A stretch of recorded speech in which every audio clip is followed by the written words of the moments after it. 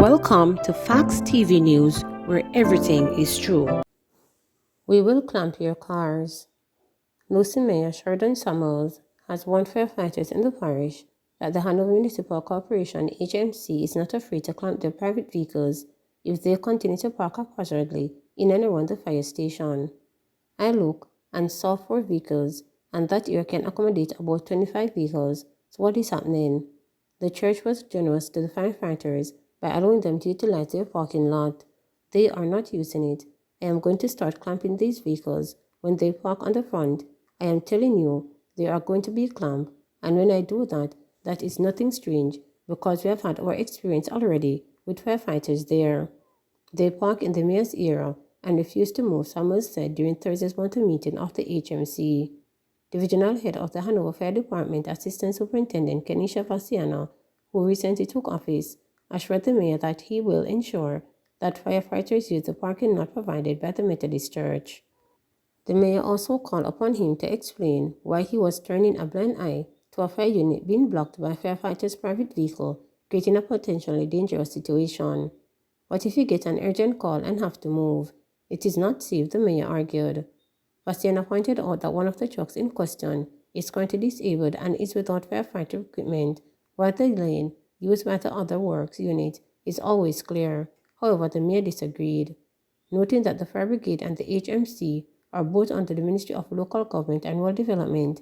They have made it clear that he was not beating up on Bastiana, who took office of a few days ago, but was merely pointing out the gravity of what could be a detrimental situation and asking for a corrective action to be taken.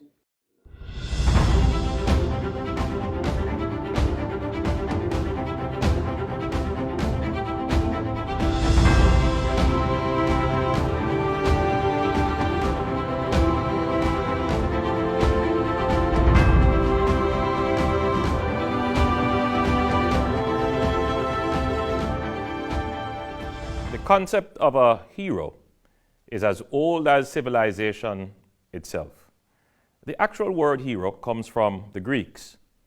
Their concept of hero was a mortal, a person, whose accomplishments were considered so superhuman that they are remembered for centuries and eons, becoming immortal and mythical.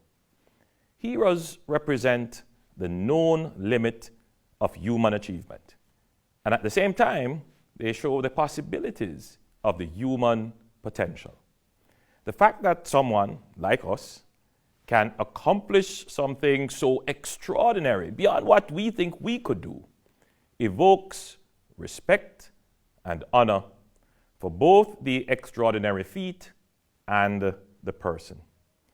Often, this great feat comes at great personal sacrifice, even the sacrifice of one's own life.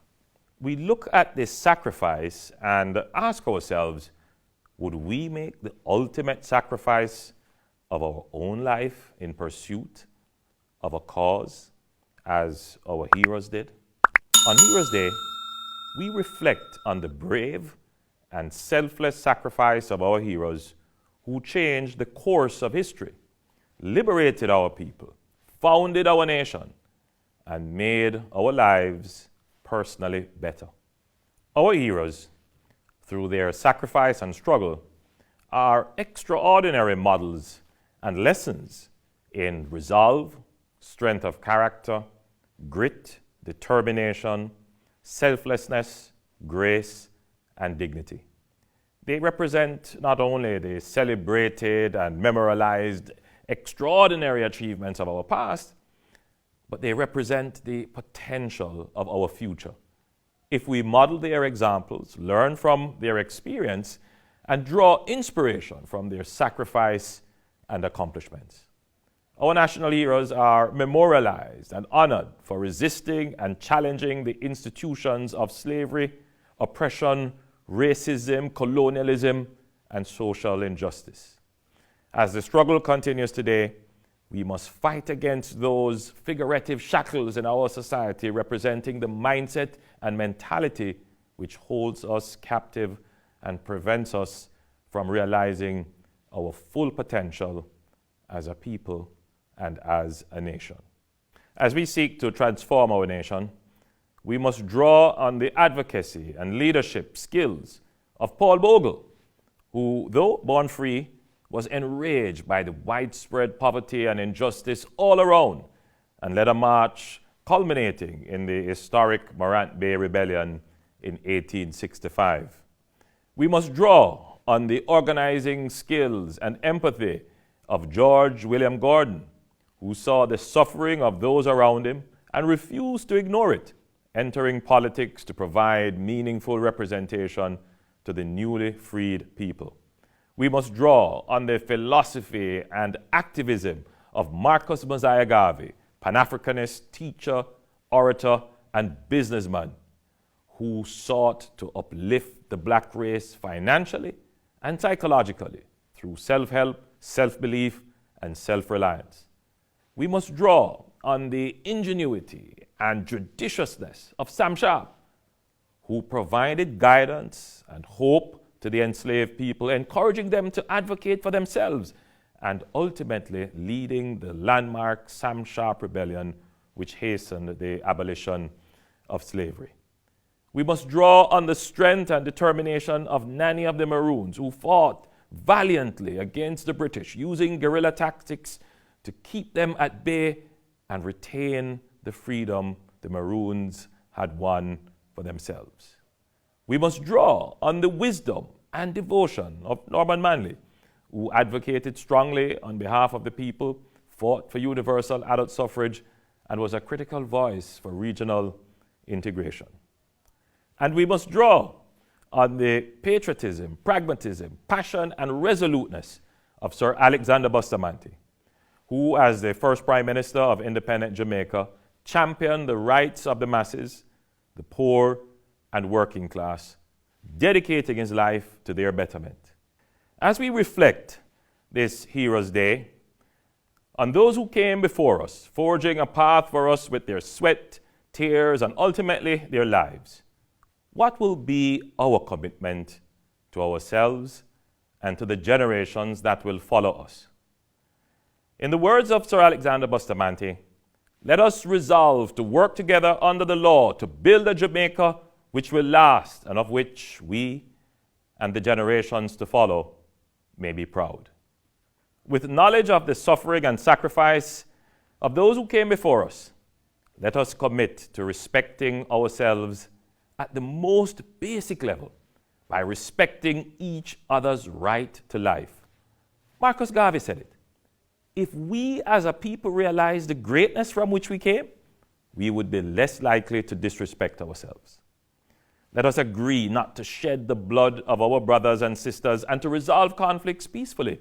Let us agree to support and nurture our children, to set examples for them to grow into whole, happy adults who will lead upstanding lives. Let us agree to take care of our elders and vulnerable ones. Let us agree to follow the rules of the road, the rules of our schools and institutions, and the laws of our country. Let us agree to protect our environment and dispose of our waste appropriately. Let us agree to respect each other's right to enjoy property and pursue economic livelihood in peace and security. Let us agree to interact courteously and warmly with each other in our families, relationships, and communities.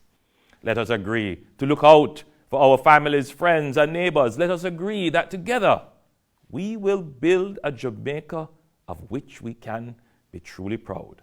A Jamaica that honors the sacrifice of our forebears and is an example to the region and to the world. I salute all our citizen heroes, the mere mortals, who are making the extraordinary change in our homes, communities, and in our nation. God bless you at home and abroad. And as we observe National Heroes Day this year, partaking in various commemorative activities, I ask that you reflect on this message and join us as we reignite our nation for greatness.